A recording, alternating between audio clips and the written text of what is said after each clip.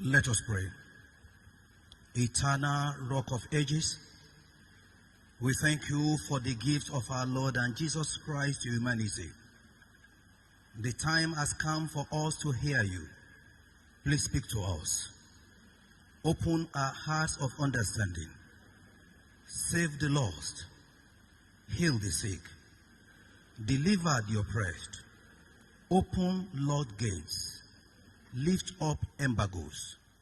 And restore to us all things that have been killed, stolen, and destroyed. As I speak in the name of God the Father, God the Son, and God the Holy Spirit. Please be seated.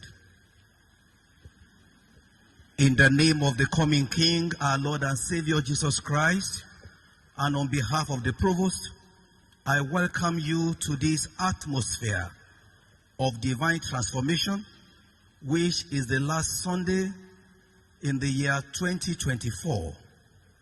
I rejoice in the Lord, the Alpha and the Omega, for standing by us and seeing us through the challenges of this year.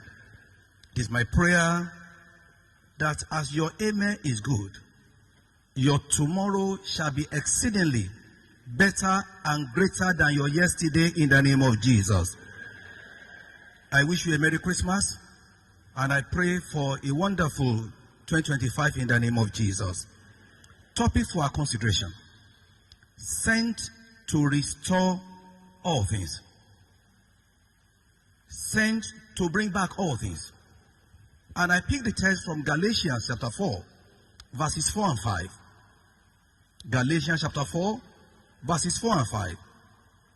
But when the time was fully come, God sent his Son, born of a woman, born under the law, to redeem those who are under the law, that we might receive the full rights of sonship. What is restoration? Restoration simply means the bringing back of a thing to its original and best state.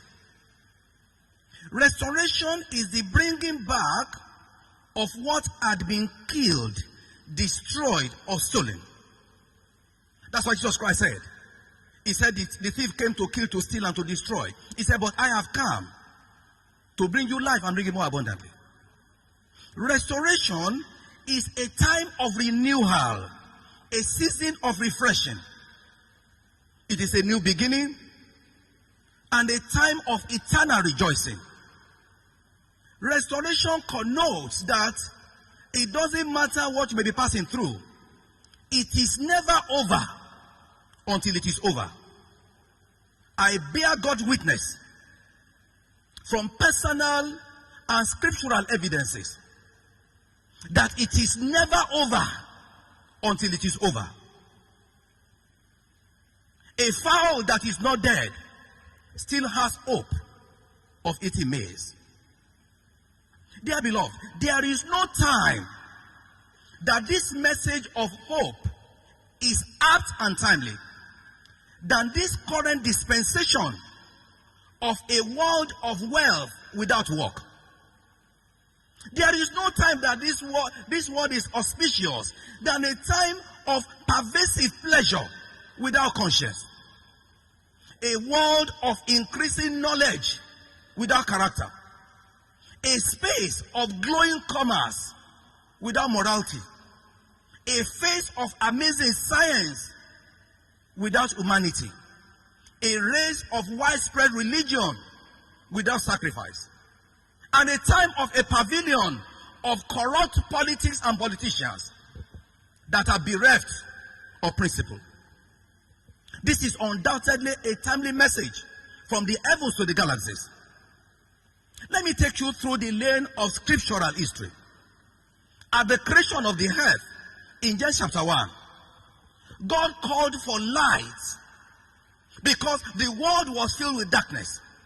He said, let there be light. And scripture says immediately there was light. Not only that, scripture says that the world was void and empty. There was voidity and there was formlessness. God decided to put structures to cover up the voidness of the world. And God decided to put structures. He placed Adam as the head of all creation. Whatever name that Adam gave to the animals, God gave him authority, and he had the liberty. He made all things and handed them over to the control, to the authority, and to the pleasure of man in the Garden of Eden. In Genesis chapter 1 verse 28, God now said, he said, God blessed them and said to them, be fruitful and increase in number, fill the earth and subdue it, rule over the fish of the land and the birds of the air, and over every living creature that moves on the ground. Unfortunately and very sadly, Adam and Eve, they disobeyed God. They went against the commandment of our Lord. God therefore placed curses on the serpent who deceived them, on the false culprit that was Eve, and the accomplice called Adam.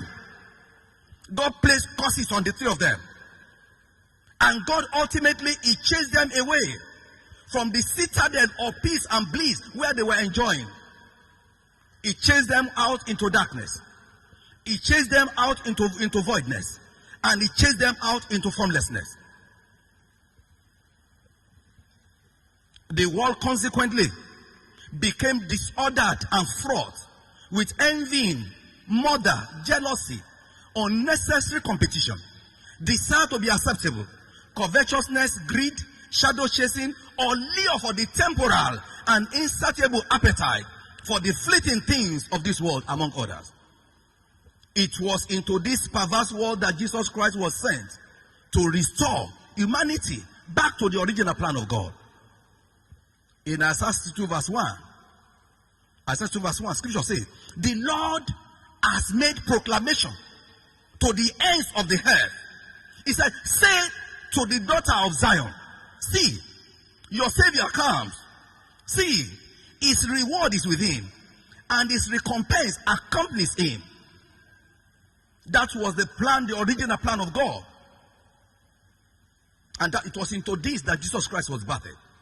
From our text, Paul told the church in Galatia that when the fullness of time came, that God sent Jesus Christ to restore the world, to restore all things.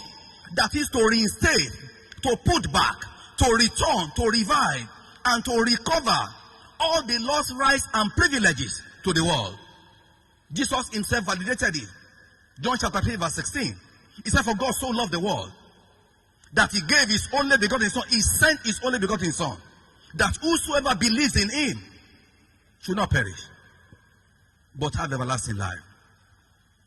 This is why we are hallowing the birth and the gift of Jesus Christ to the world. That is his birth, which is the most important event in the world. There is nothing in the world like his birth. Everything in the world calendar revolves around his birth. It is either BC, before his birth, or AD, Anno Domini, in Latin, in the year of the Lord, the year Jesus was born. That we celebrate Christmas on 25th of December. It's not about the exactitudeness of a date. It is about the non-negotiability of an event, a great event in human history. We are thanking God for his redemption agenda for humanity through his birth. At Christmas, we are not worshiping the Roman god of the sun as postulated by some spiritual ignoramuses. We are celebrating the victory of light over darkness and reminding ourselves about our redemption from the law of sin and death. Romans chapter 8, verses 1 and 2. The mandate of our Lord Jesus Christ is that anyone who genuinely believes and confesses him as Lord and Savior will not perish, but have eternal life. Eternal life which was lost through the sinful nature of the first Adam in the Garden of Eden. The good news is that all things which we lost in the Garden of Eden through the disobedience of the first Adam, they are now available for all. Available for our restoration through Jesus Christ, who is the second Adam. Jesus is calling on all of us this morning to be reconnected with him. Until you return to God, it is not your turn to be restored. Until you return to God, it's not your turn to be restored. It takes reconnection to be connected. Man lost all things through the disconnection from God. And it will take reconnection with Jesus Christ to be connected to all things. Malachi chapter 3 verse 7. The prophet said, ever since the time of our fathers, you have turned away from my decrees, and you have not kept them. Return to me, and I will return to you, says the Lord. It takes reconnection. When you reconnect with him, it gets reconnected with you. You may be saying this morning that this man does not know me. Oh, this man does not even know the kind of sin that I'm engaging in. Oh, you may say, oh, I'm an harlot. Oh, I'm an adulterer. Oh, I do pornography. Oh, I engage in drugs. I engage in post betting. Please remember that Jesus Christ saved the woman who had married 5 husbands and made her a super evangelist. There is no write-off case with God. No write-off situation with Jesus Christ. Just call on him to help you. He will gladly do so. Even if you are a wicked person, a sadist or a murderer, he saved Saul and converted him to Apostle Paul. Acts chapter 9. It is enticing that even if you are a witch, there is hope for you. He saved a witch. There was a woman called Mary Magdalene who had 7 witchcrafts. Magdalene was saved, and she became one of the closest people to Jesus Christ. Oh, you may say your hands are soiled with blood money through corruption, contract inflation, and dishonesty at your place of commission. Just return to him with a penitent heart. The man who saved the corrupt Matthew, called Levi, is the same yesterday, the same today, and the same forever. Oh, you can say that you are a drunkard. You are a nominal Christian. He said that anyone that believes in him, anyone have faith in him and not earthly treasure, will not perish, but have eternal life. 1 John chapter 3, verse 8b. Let me ask you, are you having issues with your health? Or you are not even happy with your marriage? Are you enduring marriage instead of enjoying it? Is one of your children not making you happy? Or is it your economy that is going down gradually? I have news for you. It is not over. Come to Jesus, who has power over sin and death. Don't weep again. The resurrection and the life is your God. Weeping may endure for a moment, but joy comes in the morning. This is your morning of joy. We are going to celebrate the goodness of God in your family. Please believe me, it is not over. There is this song that I love so much. It's in Igbo language. It's a chorus. And what it means is that stop crying. God is near. What is your problem? You know it does not last. Behold, hold him tight. Wipe your tears. God does not lie. It shall be well with you. It goes thus. Ebezina Chuku nozo Hogene busobugi Imanodi adigide Wanemo Jide sieike Hisiayagie Chuku dige atwasi Hogadiri dima. Let me assure you, it doesn't matter what you are passing through. The resurrection and the life is there for you. How can you provoke his power of restoration? Just 4 things. Number 1, self-examination. Self-examination. 2 Corinthians 13 verse 5. Paul told the Corinthian church, examine yourselves to see whether you are in the faith. Test yourself. Do you not realize that Christ Jesus is in you, unless, of course, you fail the test? You need to assess yourself and your Christian standing very honestly. I'm not talking about self-condemnation. The prodigal son was restored the moment he came to himself. Luke chapter 15 verse 17. Scripture says, and when he came to himself, he said to himself, I will return to my father. And when he returned, he was restored. He examined and assessed himself. Let me ask you, members of the church, brothers and sisters in the faith, are you indeed a child of God?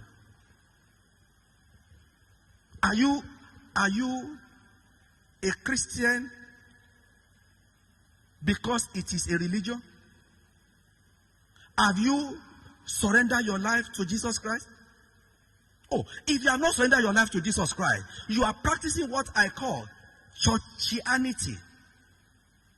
A religion to be identified with a church.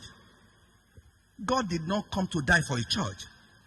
He came to die for sinners. It's not about church association.